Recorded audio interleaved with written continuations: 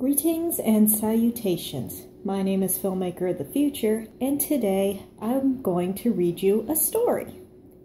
This story is a fan fiction written by the Cheshire Cheese, and it is called The Muppets Unwanted. In this story, Robin wants to know his parentage, and Uncle Kermit isn't telling.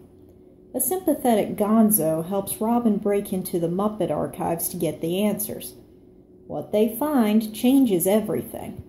Meanwhile, Sam the Eagle and Inspector Napoleon reunite to catch a serial killer. The victims are all Muppets. And that's not all they have in common. Mild adult content, more info inside. You know, to be honest, this sounds a lot like a Robot Chicken sketch I once saw. Either way, without further ado, let us begin the story after I read the fine print. This story is not for small children. It will still be pretty tame to stay in character for the Muppets, but there will be more raunchy humor and death than you'd ever see in a real Muppet movie. Aside from lots of murder and a tiny smidgen of sex, what else can you expect from this story? Lots of Robin, lots of Gonzo, lots of Rizzo, Camilla, Pepe, and other Muppets who've been underused in the latest two movies. The Gonzo-Rizzo friendship will be featured heavily. A few characters from the new Muppet movies will appear, like Walter, Constantine, and Inspector Napoleon. There will also be cameos and references from all over the Jim Henson universe and anything else Muppet-esque, so expect to see ties to Sesame Street, Labyrinth, The Dark Crystal, Crank Yankers, and Avenue Q. Warning: some brief sexual content in this chapter, and probably won't persist throughout the story. The entire story, however, will feature several character deaths.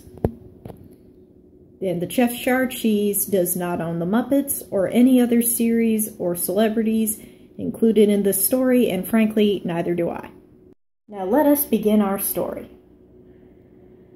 Red, pink, and white balloons decorated the streets outside the Muppet Theater, swaying in time to the music that echoed from inside. It had started off as an ordinary day, cleaning the studio and rehearsing, until Piggy had reminded everyone that it was Valentine's Day.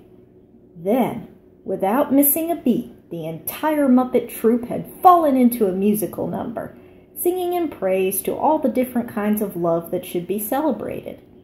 Maybe the first third of the number had revolved around romantic couples like Kermit and Piggy and Gonzo and Camilla. This was followed by several cute verses between platonic friends. Kermit and Fozzie did a short Blues Brothers reenactment, and Rizzo and Gonzo had a segment that bordered on gay, especially when Rizzo kissed Gonzo's nose. Then Kermit and his nephew Robin sang a verse or two about family. The Muppets soon exited the theater and took their number onto the streets, singing alongside shopping couples and vendors selling heart-shaped treats. It was overall a very adorable song, one which would have looked great in a movie or TV special, but not so good in a written fanfic. By the time they'd finished singing, the sun was starting to set. "Hey, what time is it?" Walter, the newest member of the cast, craned his head up at the darkening sky. "Oh, wow," Scooter exclaimed, checking his watch. "It's 7 o'clock. Workday's over. Man, that day sure went fast." "Huh?" Ralph, the piano-playing dog, shook his head. "I've gotten lost in my music and lost track of time before, but today's gotta take the cake." "Hey, man," said Floyd, the hairy sunglass-sporting guitarist. "I lost an entire month once when we were touring London." Fozzie looked around frantically. So what do we do now, Kermit?" "Well, Kermit's face contorted thoughtfully. Piggy leaned in on her frog. "How about we go out for a romantic dinner, maybe boat ride, and then finish Valentine's Day at a nice hotel?" Kermit's face relaxed as he considered this. The rest of the Muppets exchanged glances. Floyd and Janice seemed to like the idea. Camilla clucked some quiet suggestions into Gonzo's ear. Pepe threw up all 4 fists enthusiastically and began rambling about a pool party with the women's. Walter looked at the ground. I don't have anyone to go to a hotel with. Why don't we get a room? Scooter suggested. I've got video games, half a case of Mountain Dew, and the first 3 seasons of Game of Thrones. That sounds like a lot of fun, Walter agreed. Valentine's Day isn't just about romance, after all. It's about friendship, too. I love Game of Thrones, Kermit's nephew Robin said eagerly. Can I come, too? Yeah, Kermit said awkwardly. Yeah, Robin, I think you'd better spend the night with Scooter and Walter playing video games. Piggy and we could use some time alone. Sure thing, Scooter said cheerily. Who else wants to come? Clifford, you game? Clifford, the purple Jamaican catfish, shook his head. Nah, I'm spending V-Day with my girlfriend tonight. You guys have fun. Clifford flipped out his cell phone and called his mystery lover, the girl who no one ever saw or even knew the name of. Hey, baby, how'd you like to spend Valentine's Day at a 4-star hotel? The Happiness Hotel is most well known in the United Kingdom, but since gaining a small bit of fame in a Muppet mystery movie in the late 80s, the chain expanded to other countries. By a remarkable coincidence, this American location was managed by Pops, the same old Southern American Muppet who'd sat behind the counter of the English hotel all those years ago. Pops welcomed the Muppets couple by couple, group by group, and listed the 3 payment methods to each of them. Most chose C. By 10 o'clock, the only Muppet not at the hotel was Animal, who had been chasing human women throughout the streets since the opening number. Animal finally returned, panting and heaving, having given up on his conquest, and ready for a rare bit of sleep. He hurried in through the hole in the wall that the Electric Mayhem's bus had created 3 hours earlier and rushed over to the counter. Can I help you? Pops offered. Need room, Animal panted. Pops chuckled. Hey, you're welcome to any room you can find. The only spots I can guarantee are open at this point are the elevator, the staircase, and the parking lot. Animal's face fell, and he shook his head. Want room, he muttered, turning to leave. Hey there, Animal. How you fixin' to pay? Credit card, cash, or sneak out in the middle of the night? Animal's eyes popped wide open as he realized he'd almost forgotten to pay. He looked around the lobby for some options. A few Electric Mayhem members lay scattered around the bus, which was parked by the staircase. His eyes fell on Zoot, the blue saxophone player, who was snoring on the van's hood. Animal hobbled over and pulled Zoot's wallet out of his jeans. Returning to the desk, he growled, Credit card. Alrighty. After paying, Animal hurried up the creaking staircase, his chain dragging behind him. His eyes moved up and down the hall of closed doors.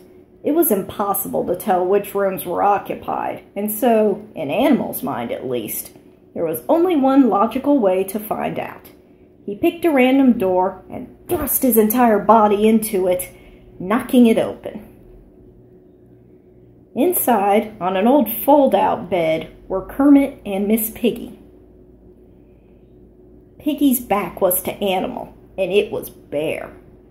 She bounced up and down, her golden curls flying as she squealed, Oh, oh, oh, Kermit, Kermit, Kermit, Kermit. Kermit, lying on his back, arched his head and yelled in ecstasy, Wah! Animal slammed the door shut. He shook his head dog-like, trying to toss the image from his mind. Any other person would have proceeded with more caution, but Animal was a slow learner. He threw the next door open as quickly as the last. Gonzo was stretched across the back wall, lashed to a large wooden rack. It looked like something out of a medieval torture chamber, or maybe a pirate ship. His blue furry body was stark naked. Mercifully, a dresser was positioned near the door, topped with a golden bust of Gonzo's head from his plumbing career days, blocking Gonzo's manhood from view. Below, working the rack, was Camilla the chicken, dressed in a black leather gimp suit and clutching a whip in one talon. "Come on, tighter, Camilla," Gonzo laughed. "Tighter!" The chicken began to work the rack, then jumped and cried out when she noticed Animal. "Fuck! Animal!" Gonzo exclaimed. "Do you mind?" Animal backed away, bug-eyed, letting the door fall shut by itself. Animal was about to throw open a third door, but stopped when he heard what sounded like a moan. He put his ear up to the door and listened. "That's right, Janice, baby. Just work your lips around it and take it all in." Grunting in confusion, Animal gently pushed open the door. Janice and Floyd sat on a sofa, fully clothed, passing a colorful glass-blown pipe between each other. The entire room reeked with an earthy aroma. "Oh, hey, Animal," Floyd said. "You want to try a little of Dr. T's secret stash?" "Hey, Floyd, baby, don't be spreading that around, okay? I didn't ask Doc's permission to borrow this stuff." Animal left unimpressed and tried another door. In this one, Rizzo kissed a female rat on a sofa. Both looked up with terror when the door flew open, and the girl exclaimed, "Harry?" But they sighed with relief. "Oh," when they saw it was only Animal. Animal, being Animal, took no note of the wedding band on the female rat's finger, or the lack of one on Rizzo. Animal continued down the entire hall. In one room, Pepe was romancing actress Penelope Cruz with wine and Spanish music. In another, Bobo the bear sat at a computer, chatting with an attractive female panda via Skype. In another, Fozzie Bear sat alone on a bed, strangling a rubber chicken. He screamed, "Ah!" when he saw Animal, and quickly hid the rubber chicken behind his back. Only one room left. Animal threw the door open. Clifford stood at a cracked mirror adjusting his orange dreadlocks. "Oh, hey, Animal. I'm just waiting for my baby to show up. She's an hour late already. Tell you what, if she's not here by midnight, you can have this room." Animal grunted, "Ah," and shook his head. "Sleep on staircase," he left, giving up. Clifford shrugged. "Whatever floats your boat." The catfish continued to smooth his dreads and gave his mustache a curl. He wanted to look his best for his baby, if she ever showed up. What was taking her so long? Traffic couldn't be that bad, could it? The door which Animal had left partially opened creaked forward. Hoping it was her, Clifford turned with a... But it wasn't his girlfriend. "Hey, baby. Oh, sorry. I thought you was somebody else." The individual in the doorway said nothing. "Hey, man," Clifford looked up and down the figure carefully. "Do I know you? You look vaguely familiar." The figure didn't reply. It simply entered the room, the massive shadow falling over Clifford. "Hey, can I help you with anything? Look, man, I think you got the wrong room. I don't know what you..." The shadow shifted as the figure turned around. "Yeah, that's more like it. You just get out of here, you big creep." "Wait, what are you doing?" "Whoa, hey, hey!" Clifford's cry was cut off and muffled, as his entire felt body was crushed under a colossal weight. Kermit and Piggy lay next to each other in bed, staring at the ceiling. "Was it good for you, Kermit?" Piggy said softly. "Piggy, I think that was the best sex a frog could ever ask from a pig," Kermit said sincerely. "I wonder if anyone else got as lucky as I did tonight." His query was answered by a blood-curdling female scream. "Ah! Oh!" Piggy snickered. "He must be good." "Who is that?" Kermit wondered aloud. "I don't recognize that voice." Another scream followed. It was not a scream of joy. Kermit bolted up. "Someone's in danger!" He hopped out of the bed and made for the door. "Oh, Kermit, be careful!" Piggy began to slide out of bed, but Kermit stopped her. "Piggy, you're not wearing any clothes. Put something on if you're going to follow me, for Pete's sake." "Oh, how silly of me." Kermit hurried down the hall. Piggy soon caught up in her pink-ruffled robe. A small crowd of Muppets stood outside the door at the end of the hall. Right in front of the door, Fozzie was comforting a terrified woman, a human who Kermit didn't know. She was colorfully dressed with dark skin and a round face, straight hair pulled back into a high ponytail. She stared through the open door with an agonized face, her fingers partly covering her mouth. Fozzie had his hand on her shoulder. "It's gonna be okay, Raven," Fozzie insisted, but the girl shook her head. "Hey, I've seen you before," Kermit realized. "Aren't you the girl who played that sidekick on that Nickelodeon show?" Raven nodded, her voice cracking. "Yes, I'm Clifford's girlfriend. Well, I was his girlfriend." "You're Clifford's girlfriend?" Kermit exclaimed. "Oh, wow, so you're the one he's been talking on the phone to this whole... Wait, was? You was his girlfriend? What?" Kermit moved around Raven and peered into the room.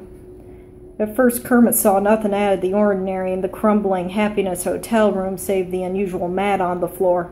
Then he realized it wasn't a mat. It was Clifford, flattened into a purple Rastafarian catfish-shaped mat. His eyes were so wide that his eyelids weren't even visible, and the pupils were contracted to dots, a rare facial expression that Muppets took only when experiencing extreme terror or strain. Clifford's hands were up near his face, as if in some feeble attempt to block the heavy force that had crushed him. "Oh, no," Kermit said softly. Quietly, Scooter explained. "Everyone was just in their rooms having fun, and then we all heard the screams. Robin's still asleep on the couch. He passed out while we were playing Halo. He's a pretty deep sleeper, I guess." Kermit nodded. "Good. I don't want Robin to see this." "Hey, what's going on?" Kermit turned to see Gonzo hurrying over in his plaid bathrobe. Camilla came clucking behind him, also in a robe. Was that black leather and chains she was wearing underneath? What in the world? "Gonzo," Kermit sighed inwardly. Gonzo peered over Kermit's shoulder and gasped. "Oh, Camilla, don't look!" The chicken had already seen and was flapping her wings frantically, sending feathers flying. Gonzo grabbed his hen and hid her face in his blue furry chest, protecting her from the sight. Gonzo suddenly gasped and turned to Kermit. "What are we gonna tell Rizzo?" "Tell me about what?" the rat asked casually, joining the crowd. Scooter turned around. "You might not want to look, Riz. It's Clifford." Rizzo had worked closely with Clifford in the 90s on the set of Muppets Tonight. While Clifford had taken over Kermit's job as host, Rizzo had taken over Scooter's as techie. It was a safe bet that he and Clifford were at least casual friends. Rizzo moved to get a closer look, then quickly stepped back, shaking his head. "Oh, no!" Gonzo stretched out a hand to invite Rizzo in his and Camilla's hug. "Rizzo, I'm sorry." "Clifford!" Rizzo turned back to the crowd. Is he?" Kermit's face scrunched painfully. Fozzie looked at the ground. Pepe glanced around awkwardly, while his date Penelope Cruz stood at the back of the crowd with a sorrowful expression. Walter was having another one of his panic attacks, his face frozen like a Picasso painting. "Excuse me." Dr. Bunsen Honeydew pushed his way to the front of the crowd. "Kermit, will you allow Beaker and I to have a look?" Floyd gave Bunsen an odd look. "Hey, man, what are you and Beaker doing at this hotel?" Janice smiled coyly. "I knew it." "It's not what you think, Miss Janice," Bunsen assured her. "Beaker and I rented the hotel's basement to spend Valentine's Day with our true love, science. Come on, Beaky." Meeping, Beaker followed his lab partner over to the crime scene. Bunsen leaned over the flattened catfish, looking closely. Beaker squeaked. "He is dead," Bunsen confirmed. Rizzo buried his face in Gonzo's robe. He was crushed by some kind of heavy weight, Bunsen continued. I would say several tons at least. Oh, gee, we never would have guessed that one, Piggy snorted. Great detective work, Sherlock. Bunsen narrowed his non-existent eyes at Piggy. Which means that anyone large enough to crush him to death is a suspect. Piggy, taken aback, began looking back and forth between Kermit and the other Muppets. Well, I'm not exactly large per se. Was just big-boned. Piggy was with me the whole time, Kermit protested. She couldn't have done it. Wait a minute, Walter, having recovered from his panic attack, came around to face Kermit. So Clifford was murdered? How else could this have happened? Zoot the sax player asked. If something just fell on him, it'd still be there. Fozzie suggested, maybe it is still there, and it's just invisible, like something from Bunsen and Beaker's lab. Fozzie, Kermit was ready to scold his best friend for his stupidity, then reconsidered. That's actually not far-fetched. Bunsen and Beaker ran their hands in the air over Clifford's flattened corpse, even poked the dead catfish a few times. Nope, Bunsen said. Nothing here but a deceased Rastafarian catfish. Raven began to sob softly into her hands. Oh, Clifford, baby, this is all my fault. No, Raven, Kermit reassured her. No, it's not your fault. There wasn't anything you could have done. If you'd have been here, we're gonna catch the person who did this, and we're gonna see that justice is done. The other Muppets nodded and voiced their agreement. The Muppets always watch out for their own. As Kermit's voice rose, so did the cheers from the other Muppets. Yay! And when you mess with one of us, you mess with all of us. It doesn't matter if Clifford wasn't part of the original Muppet gang, or that he wasn't exactly popular with our fans, or that most of them would be shocked to even know he had a name. He was still a Muppet, and he deserved better than this. Si, Pepe pulled out his cell phone. I'll call the policia, okay? While Pepe dialed, the crowd began to disperse until only Kermit, Piggy, Fozzie, and Raven were left standing at the door. Bunsen and Beaker continued to examine the corpse, while Pepe flirted with the female 911 operator. I'm sorry, Kermit, Piggy said softly. Kermit shook his head. What am I gonna tell Robin? Author's note. Apologies to fans of Clifford. I don't hate him. I'm just not attached to him like I am with most of the other Muppets, so he was a good candidate for a murder victim. And that's the end of Chapter 1 of Muppets Most Wanted. Or, scratch that, Muppets Unwanted. See you next time for Chapter 2. Bye!